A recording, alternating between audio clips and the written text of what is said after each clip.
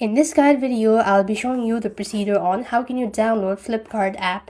In order to download the Flipkart app, you need to follow these steps. So depending on the type of device that you're using, you need to do this. Open up your respective app store. For Android, you have to go to your Play Store and tap the search bar, type in Flipkart on the search bar. And once you do this, you want to make sure to go ahead and tap on the install button. And this way you'll have successfully downloaded Flipkart app on your Android device. And while doing this procedure, also make sure that you have enough storage and that you're connected to a stable internet connections. Now moving on to the iOS device, you have to do the same thing, but you need to open up App Store and tap the search bar, type in Flipkart on the search bar and click on install, and this way you'll be able to successfully download the Flipkart app on your device.